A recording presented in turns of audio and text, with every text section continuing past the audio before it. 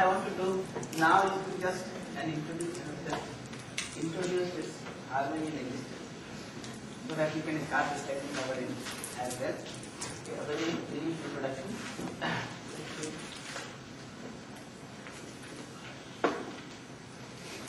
So there is a whole lot of new things that is there for you, so you may take a little time to investigate into and digest. So take your time. We'll come back to this. If there are any questions, we'll take up. And if there are no questions, we'll rearrange this thing, to in a manner that certain definite conclusions can be drawn from this. So these are the statements about these orders, about the units, about the activities, about the characteristics and the inheritance of these four orders. तो इसको आप ध्यान रख करिए, जो प्रश्न होगा उस पर हम लोग में चर्चा करेंगे। अभी 12 बजे से हम लोग एक मूवी दिखाना चाहते हैं आपको, इनकन्वीनियंट ट्रूथ। उसमें अभी नेचर के साथ हम लोग कैसे प्रस्तुत हो रहे हैं उसका एक अनुमान आपको लग जाएगा, और कितनी अलार्मिंग कंडीशंस हो गई है उसका एक फील। लेकिन इन सब मूवी के साथ प्रॉब्लम यह है कि ये सब समस्या के बारे में बात करते हैं, समाधान का पता नहीं। हम लोग समाधान की बात कर रहे हैं, बीच बीच में समस्या के अगर ये ध्यान आकर्षण करना हो तो उसके लिए इसका प्रयोग करें। तो फिल्म में जो है वो इस बात को हाईलाइट करते हैं कि नेचर के साथ क्या कर रहे हैं और उसका क्या रिप्रोकेशन आ रहे हैं और कितना अलार्म हो रहा है। मैं अभी हार्मनी इन एग्जिस्टेंस के बारे में प्रपोजल कर देता हूँ, तो आप उसको जान करिए।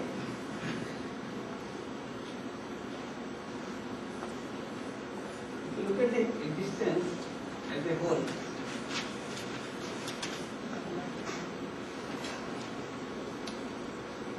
It is in the form of coexistence, and this coexistence is in the form of units, submodes,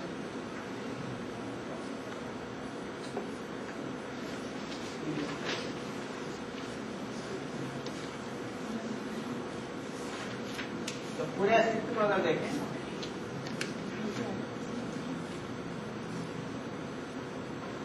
तो अस्तित्व जो है उसका अस्तित्व के रूप में है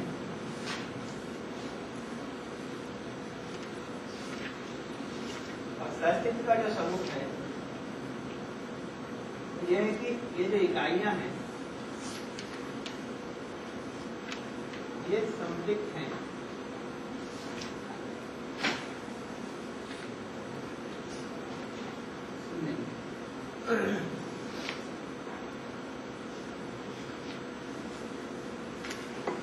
टोटल रियलिटी को अगर देखें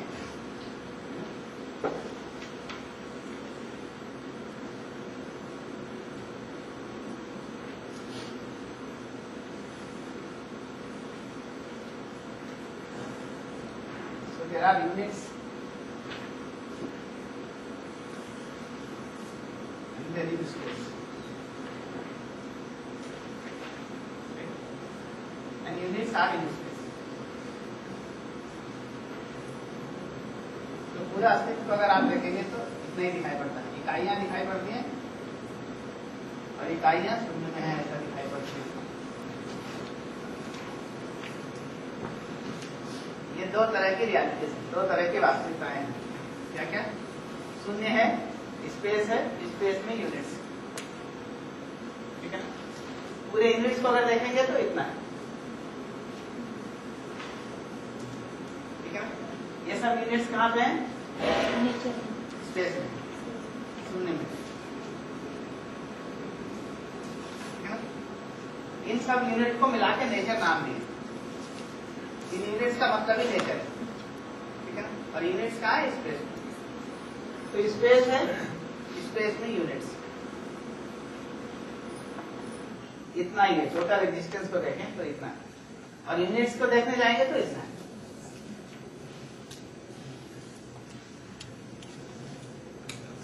I have written harmony in existence, अस्तित्व में व्यवस्था।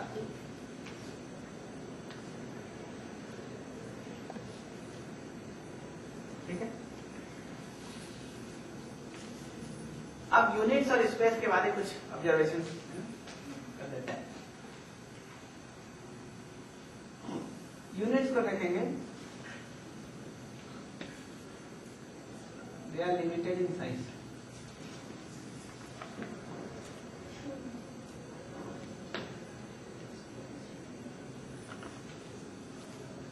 इनका आकार सीमित,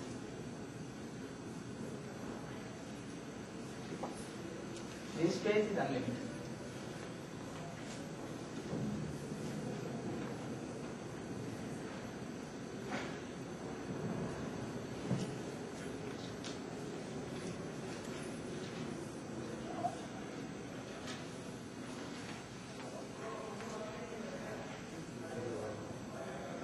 इकाइयां जो है उनका आकार सीमित, छोटी इकाई हो बड़ी इकाई हो, एक परमाणु को भी लेंगे एक ग्रह गोल को भी लेंगे, है ना, उनका आकार सीमित।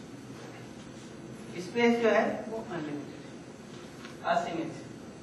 असीमित है, इसीलिए इसको व्यापक है।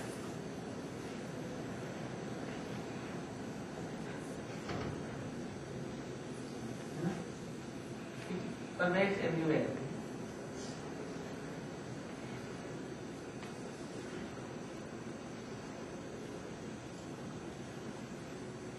यूनिट्स को देखेंगे तो units are activity,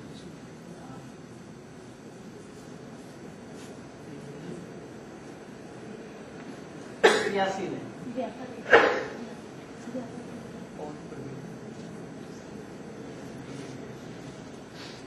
If you look at the space, it is no activity.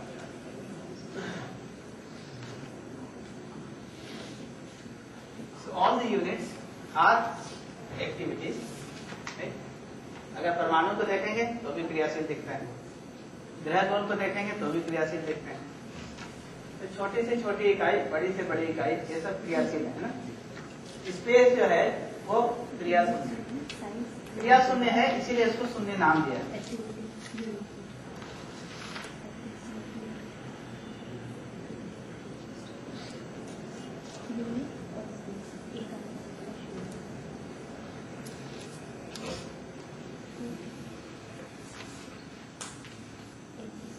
Space जो है वो क्रिया शून्य है, नो एक्टिविटी है, इसीलिए उसको शून्य नाम दिए। तो शून्य का मतलब नहीं होना नहीं है, शून्य का मतलब क्रिया नहीं, क्रिया शून्य। How do we explain activity in a metal? Metal unit हो गया? If you look at any unit, right? For example, an atom, it is an activity. If you look at the big planet, right? That is also an activity. तो कोई भी unit को देखेंगे, छोटा हो बड़ा हो, है ना, तो वो एक्टिविटी में के फॉर्म में दिखता है ना। सेल्स को भी अध्ययन किया, एक्टिविटी के फॉर्म में स्टडी किया है। स्पेस जो है इट इज नो एक्टिविटी, क्रिया नहीं है, क्रिया शून्य है, इसीलिए उसको शून्य का। शून्य का मतलब नहीं होना नहीं है, नॉन एग्जिस्टेंट नहीं है, it is an existence but it is not an activity. ये दो बात। तीसरा,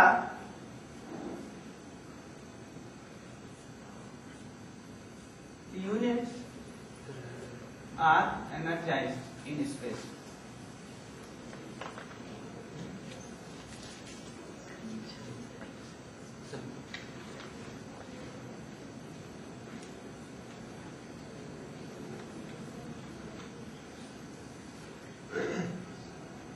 So units are in space and they are in coexistence with space and they are energized in space.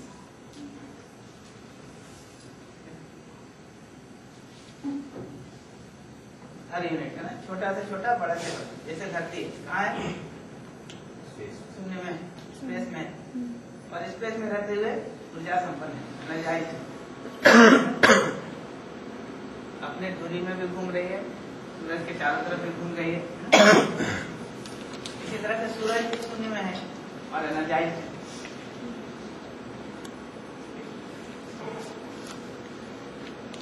दूसरा, अगर देखेंगे तो these units are self-organized.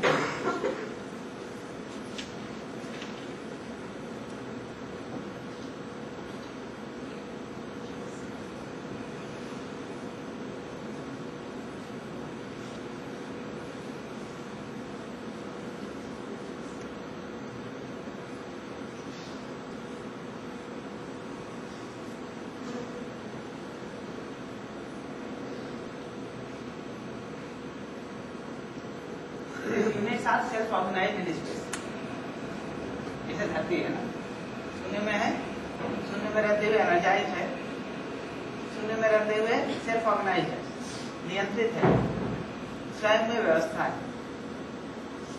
क्या लगता है, धरती स्वयं में व्यवस्था है, अव्यवस्था है ना? नियंत्रित है, निश्चित है उसका आचरण, है ना? उसका होना भी निश्चित है, उसका आचरण भी निश्चित है ना? इसी तरह से सूरज भी है ना, शून्य में है, शून्य के अस्तित्व में ऊर्जा संपन्न है, शून्य के अस्तित्व में नियंत्रित है, स्वयं में व्यवस्था है।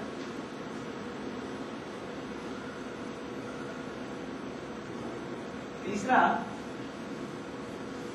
It recognises it's relationship.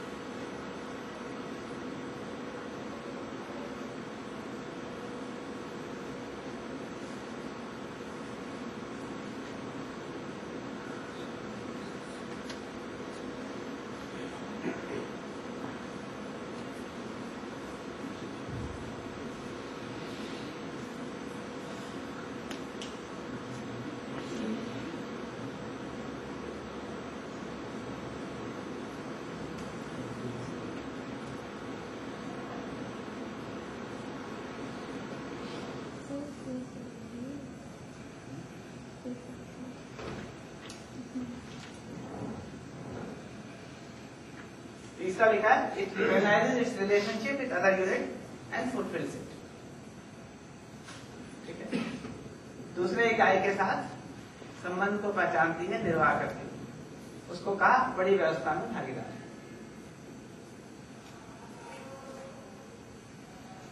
ठीक है, इतना हो ही रहा है, इसके लिए आपको कुछ नहीं करना पड़ता। बड़ी व्यवस्था का क्या मतलब? बताता हूं, जैसे धरती को देखें ना, धरती कहाँ है? शून्य में। शून्य में रहते हुए एनर्जाइज है, ऊर्जा संपन्न है, क्रियाशील है। धरती शून्य के अस्तित्व में रहते हुए नियंत्रित है, स्वयं में व्यवस्था है। धरती शून्य के अस्तित्व में रहते हुए सूरज के साथ अपना संबंध को पहचान रही है, निर्वाह कर रही है। पूरा सोलर सिस्टम, तो सोलर सिस्टम बन गया। ये सोलर सिस्टम जो है बाकी दूसरे सोलर सिस्टम के साथ संबंध को पहचानता है, निर्वाह करता है, उसके तहत गैलेक्सी है। तो ये तीनों काम हो ही रहा है।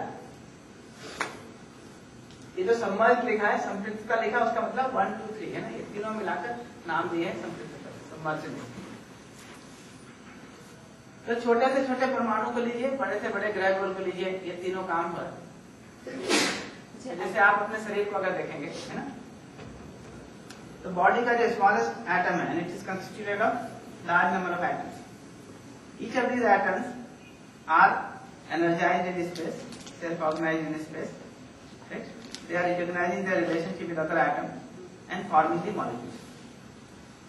फिर molecules भी जो है स्पेस में energized है, self-organized है, दूसरे molecule के साथ relationship को पहचान रहे, तो molecular structure बन गया है। ऐसे सेल बन गया है, ऐसे बॉडी का पार्ट बन गया, ऐसे पूरा बॉडी बना हुआ। ठीक है ना, आपको बना के रखना पड़ता है क्या बॉडी को? ये पूरा बॉडी एक बना हुआ है, वो फिर मैं और शरीर के साथ अस्तित्व को पहचानना, निर्वाह करना हो रहा है। इसीलिए आप शरीर से कहते हैं उठो तो उठता है, बैठो तो बैठता है। अगर आपको ये सारे आइटम को कंट्रोल करना होता, ऑर्गेनाइज करना होता, तो क्या हालत होती? 1-2 घंटा भी नहीं चल रहा है ना। इस तरह का आपके याददाश्त की हालत चलने से पहले ही खत्म हो जाए, चलने से पहले ही खत्म हो जाती है। थोड़ी सी क्लैरिटी चाहिए between recognising activity and energy. Activity दिखाई देती है एटॉमिक लेवल पर, बट इनऑर्गेनिक चीजों में एनर्जी नहीं समझ में आ रही। एनर्जी, एक्टिविटी का मतलब एनर्जी तभी तो एक्टिविटी। जब तक एनर्जी नहीं होगी तो एक्टिविटी कहाँ से? एनर्जी को पहचानते कैसे? एक्टिविटी के फॉर्म में पहचानते। ये 3 एक्टिविटीज हो रही हैं। जो भी एक्टिविटी होती है एनर्जी बेस्ड एनर्जाइज है मतलब activity. So in that case, the energy should finish somewhere. If I take an example, Energy never finishes. and tell me, Just keep on changing the form. but अगर एक atom है, atom में activity दिखाई देती है, that's the smallest unit we recognize. तो अगर वो एनर्जी से ही चलता है, तो उसकी एनर्जी खत्म क्यों नहीं होती कभी? क्योंकि स्पेस में है,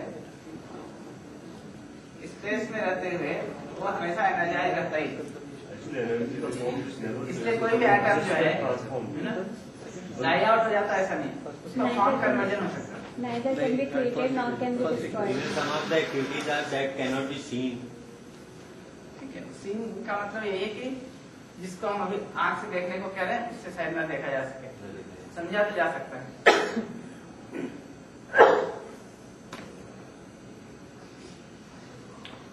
ठीक है, इस पर थोड़ा ध्यान दीजिए, है ना। मैंने इसको इंट्रोड्यूस कर दिया इसलिए क्योंकि इस पर आपको बहुत ध्यान देने की जरूरत है। ये कोई एक्जिस्टेंस बनाई हुआ है, आपको बनाना नहीं। The units are submerged in space. They are energized in space. They are self-organized in space. They are recognizing their relationship with other units in space and fulfilling it. So this coexistence is there. You don't have to construct it. You only have to understand it. ये सब चल ही रहा है, ठीक है ना। आपका होना भी इसी के आधार पर है। अभी आप अपने से पूछिए, आपने अपने शरीर के होने के लिए क्या किया? कुछ नहीं किया। आपने अपने होने के लिए, मैं के होने के लिए क्या किया? कुछ नहीं किया। क्या किया? मैं के होने के बाद कुछ कर रहे हैं।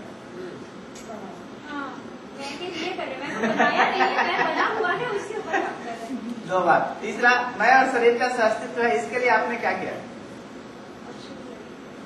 ये तीनों चीजें अभी है, उपलब्ध है आपको, है ना। उसके साथ कुछ कर रहे हैं और आप अपने को बहुत 30 मार्क का मानते हैं। ये कर दूंगा, वो कर दूंगा, है ना। It is all given, right. It is by way of coexistence that I am there. It is by way of coexistence that this body is there. It is by way of coexistence that there is a coexistence between me and my body. Right? Given all this, I can do something. And what can I do?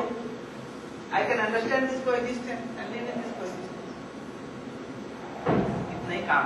इसी को पहले दिन से कह रहे हैं ना, संस्कृत को समझना, संगीत को समझना, संगीत में जीना, व्यवस्था को समझना, व्यवस्था में जीना। इसको हम समझ जाते हैं तो सुखी होते हैं, ऐसा जीते हैं तो सुखी होते हैं। उतना ही करने का काम है। स्पेस को पॉइंट का तो लिमिटेड साइज है, स्पेस तो अनलिमिटेड है।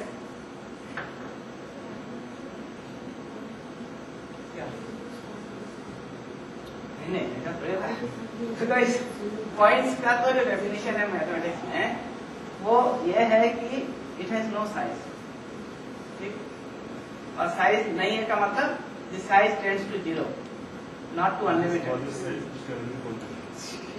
उल्टा ही है वो, स्पेस का जो पॉइंट्स का जो डेफिनेशन है वो तो उल्टा ही है।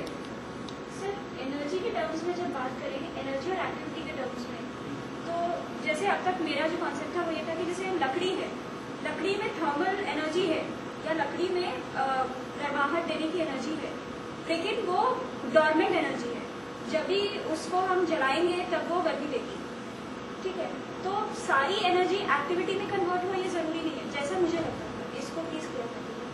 हाँ, देखिए अभी तो जो हम एनर्जी के नाम से इसको जानते हैं, उसको आवेश को ही हम एनर्जी मानते हैं।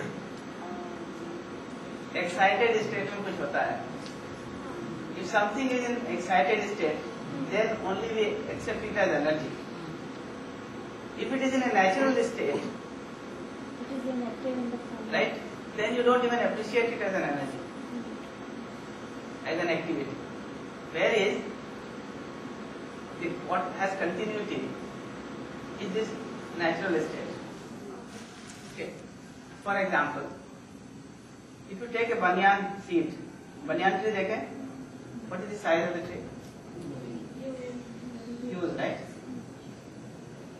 banyan seed. You've seen the seed of it? Really small. You find out a seed and see what is the size, right? It is much smaller than the mustard, right? Yes. सरसों का जो बीज होता है उससे बहुत छोटा है. एक जो फ्रूट होता है बनियान का, ट्री का, उसमें कम से कम 10,000 सीड्स होंगे. दिस साइज है ना, इतना बड़ा फ्रूट होता है उसका, है ना. ये जो बेर देखते हैं ना, बेर जैसे साइज का होता है. लाल वाला बेर है ना, नॉट हरा वाला बेर, तो उसमें भी दो आ जाएंगे, है ना. हाँ, उतना छोटे साइज का सीड होता है, उसमें 10,000 सीड होते होंगे. ठीक है. ये जो सीड है, it due course of time it become that huge banyan tree. Activity हो रहा है कि नहीं हो रहा है? हम कभी अप्रिशिएट करते हैं क्या? उसको अप्रिशिएट नहीं करते, है ना. अभी क्या है, कुछ ब्लास्ट हो जाएगा तो हमको लगता है एनर्जी.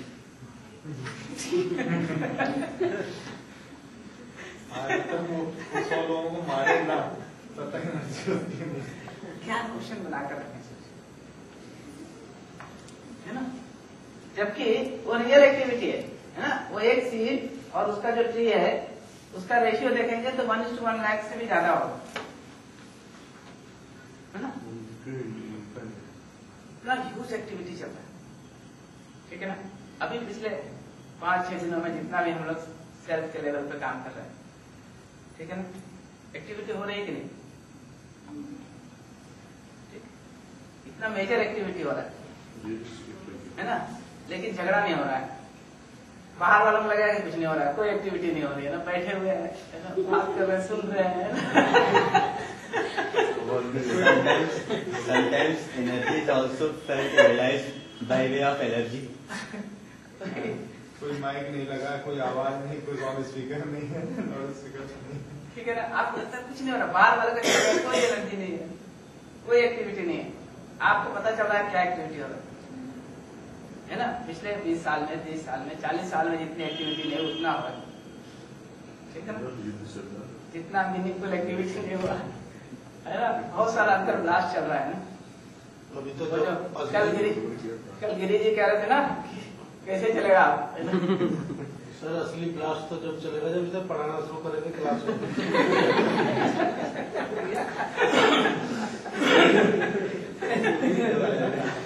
यार बार बार दुखती रख तो क्यों चल जाते.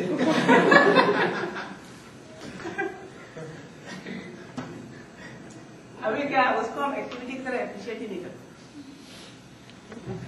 ये तो हमारा नेचुरल स्टेट है, हमारा नेचुरल स्टेट, पदार्थ अवस्था का नेचुरल स्टेट, प्राण अवस्था का नेचुरल स्टेट, है ना, जीव अवस्था का नेचुरल स्टेट, सब full of activity, full of energy. ठीक है ना. उसमें से किसी को अप्रिशिएट नहीं करते. Only when there is an excited state you feel that there is an activity. अभी ये समझ में आएगा कि ये सबका अपना नेचुरल स्टेट है और उसमें कंटिन्यूअस एक्टिविटी चल रही है ना. उसको समझना शुरू करेंगे, उसको अप्रिशिएट करना शुरू करेंगे. ठीक है. ये जितने भी बात हो रही है नेचुरल स्टेट की बात है. ये सब हो ही रहा है. अभी तक ध्यान नहीं दे रहे थे, अब ध्यान देंगे तो दिखता ही है. छोटे से छोटा सिस्टम, बड़े से बड़ा सिस्टम नेचर में, है ना, वो सब में ये हो रहा है. And it is taking place by itself, by virtue of being submerged in space. आपको बाहर से इसको कंट्रोल नहीं करना पड़ता, बाहर से एनर्जी सप्लाई नहीं करनी पड़ती. ठीक है ना. बाहर से कोई इंस्ट्रक्शन नहीं देना पड़ता कि संबंध को पहचाने निर्वाह करें. ये सब हो ही रहा है. आपका होना भी इसके तहत है. इन सब के साथ आपको आगे क्या करना है? आपको इस कोएग्जिस्टेंस को समझना है, इस अस्तित्व को समझना है, इस अस्तित्व पूर्वक जीना है. इतना ही करने का काम है, बाकी सब हो ही रहा है. और आपका काम भी डिफाइंड है. इसको आप कर लेते हैं तो सुखी होते हैं, नहीं करते हैं तो दुखी होते हैं. In fact your happiness and unhappiness is an indication of the fact whether you have understood this coexistence and living in this coexistence, or you have not understood this coexistence and you are not living in coexistence. So this unhappiness is a kind of indication, right? It is a natural control for you. It keeps telling you that you have not understood the coexistence. You are not living in coexistence. Happiness indicates you that you have understood the coexistence and you are living in coexistence. उतना ही करने का काम है जो पहले दिन लिखा था ना। निरंतर सुख कैसे होगा? हार्मनी को समझना, हार्मनी। हार्मनी का मतलब अल्टीमेटली कोएग्जिस्टेंस। ये कोएग्जिस्टेंस है ही पहले से, ये हार्मनी है ही। हमको उस हार्मनी को समझना, हार्मनी। इतना ही करने का काम इतना ही। ये समझ में नहीं आता है तो बहुत समस्या लगती है। समझ में आने लगे है ना तो कोई समस्या नहीं है। बाकी सब कुछ पहले से ऐसा ही है, हमको ही बस समझना है और वैसा जीना। बाकी तीनों अवस्थाएं पहले से ऐसी हैं, ठीक है। अस्तित्व को पहचान कर अस्तित्व का निर्वाह कर ही रही है ना? हमको उस अस्तित्व को समझना है, अस्तित्व को जीना, इतना करने का काम।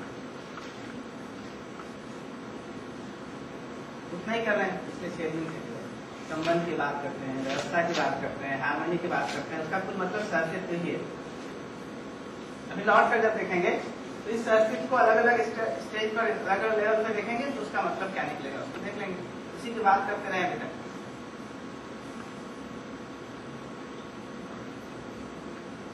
ठीक, इसको भी जांच कर करिए, इस पर रिफ्लेक्ट करिए, इस पर रिफ्लेक्ट करिए।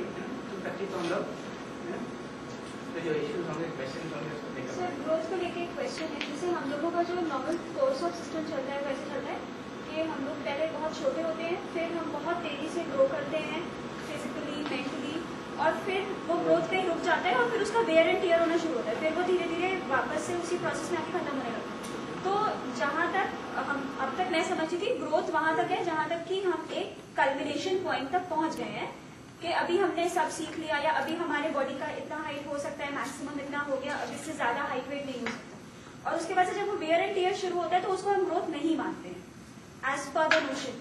इस कॉन्सेप्ट के हिसाब से वो जो वेयर एंड टियर हो रहा है उसको क्या हम ग्रोथ मानेंगे? वही, उसमें सिर्फ इतना ही होता है कि कुछ चीजों के बनने का रेट ज्यादा रहता है पहले, फिर उसके बनने का रेट कम हो जाता है ना, डाई आउट होने का रेट कम अधिक हो जाता है। इसलिए नेट इफेक्ट नेट इफेक्ट ये कहता है कि वो डाई आउट करने लगता है, तो उस डाइंग आउट को भी ग्रोथ मानेंगे? वही, ग्रोथ तो हो ही रहा है उसमें साथ साथ, लेकिन जो डाई आउट हो रहा है उसका रेट ज्यादा हो गया। ग्रोथ के साथ रेट तो है ही। तो और ये शरीर में हो रहा है, मैं में नहीं। मैं में अगर समझदारी नहीं है तो कुछ ग्रोथ हुआ नहीं, और कुछ समझदारी वाला काम इधर नहीं। ये नहीं हुआ है तो नहीं हुआ है, हो गया है तो फिर हो गया। इसमें साइक्लिक नहीं है। ये जो पेड़ पौधे में ग्रोथ है ना, होकर फिर डाई आउट होने का जो प्रोसेस है, लाइफ साइकिल है उसका, वो शरीर का भी लाइफ साइकिल वैसा ही है। लिमिटेड लाइफ स्पैन, ठीक है ना? हाँ, मैं का जो लाइफ साइकिल है वो, उसको अगर देखने जाएंगे तो ज्ञान का मुद्दा है ना। ज्ञान हो गया तो फिर नहीं भूलते आप। ऐसा नहीं होता कि ज्ञान हो गया अब स्मृति शुरू हो गया। जो ज्ञान आपको हो गया वो बना ही रहता है। जब तक ज्ञान नहीं हुआ, समझ में नहीं आया है, आपने कुछ याद कर रखा है, तो उसको जब तक महत्वपूर्ण मानते हैं याद कर रखते हैं, जब महत्वपूर्ण नहीं लगता है छोड़ देते हैं।